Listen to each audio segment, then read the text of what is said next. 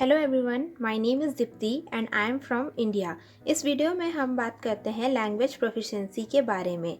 Language proficiency जो कि BEd and DEd और डीएलएड के लिए बहुत ही हेल्पफुल है। ये उनका एक पार्ट है, करिकुलम का पार्ट है।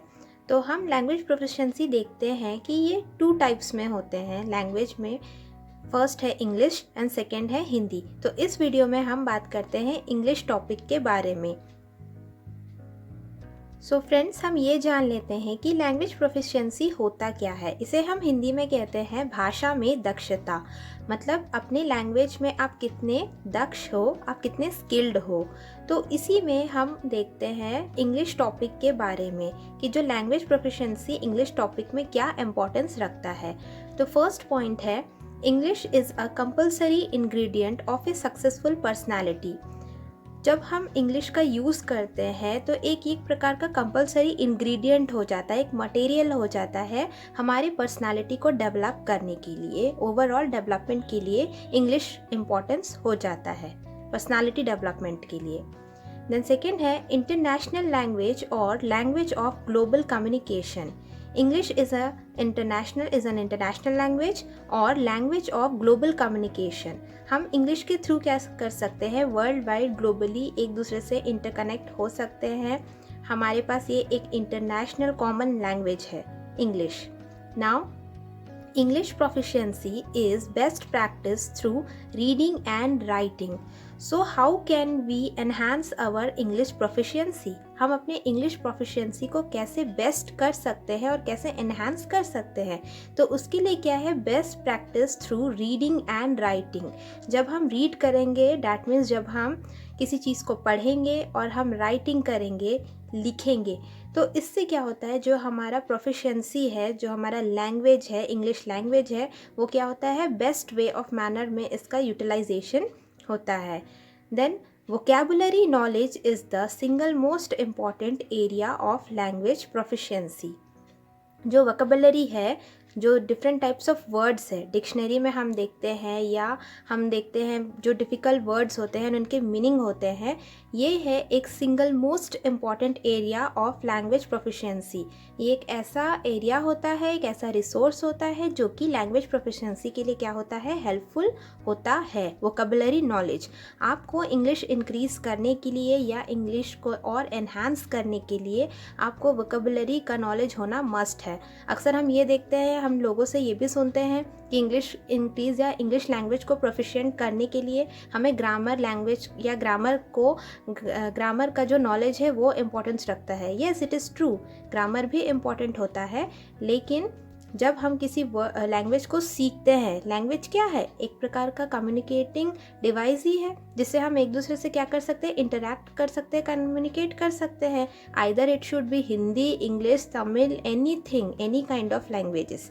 Okay, then English is as important as the core subject in the curriculum design।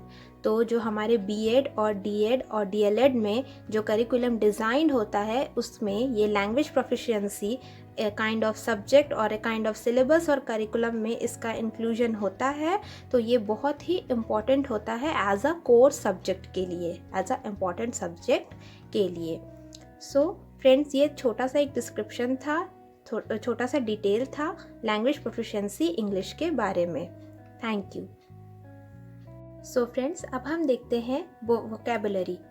मैंने पहले ही आपको स्टार्टिंग में बताया था कि लैंग्वेज प्रोफिशिएंसी के लिए जो वोकैबुलरी इंग्लिश में वोकैबुलरी पार्ट है, it is the basis of learning language.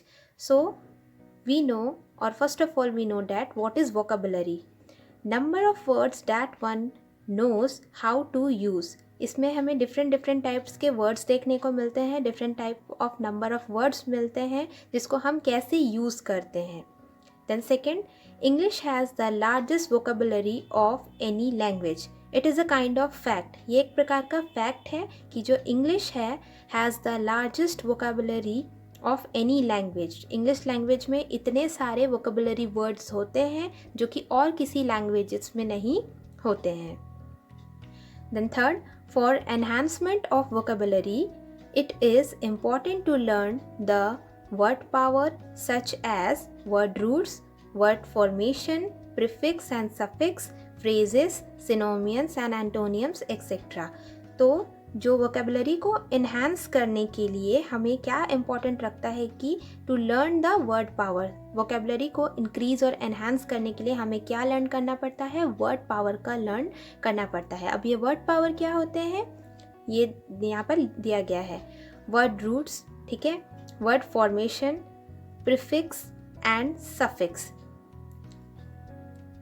Hindi में हम पढ़े हैं उपसर्ग और प्रत्यय। तो जो प्रीफिक्स होता है वो उपसर्ग होता है और जो सफिक्स होता है वो क्या होता है, प्रत्यय होता है। It is a part of grammar. ये हिंदी व्याकरण और इंग्लिश व्याकरण का क्या है, ये एक पार्ट है।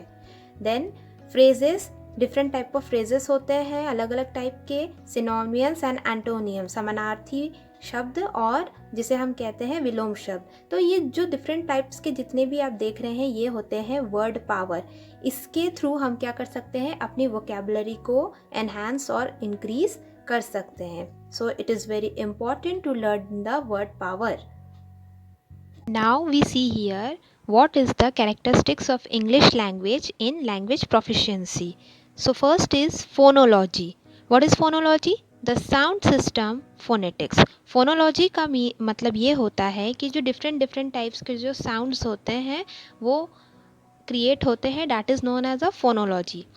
Second, morphology. ये characteristics है English language का language proficiency में morphology.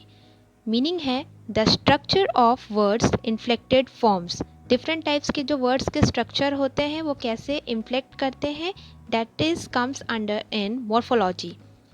Then third one, syntax. What is syntax? Combination of words into sentences grammar. Different types के जो वर्ड्स के कॉम्बिनेशन होते हैं जिसमें क्या होता है, ग्रामर से मिलकर जो सेंटेंस क्रिएट होते हैं, that is known as syntax. Fourth one is lexicon. Lexicon means dictionary of words or vocabulary.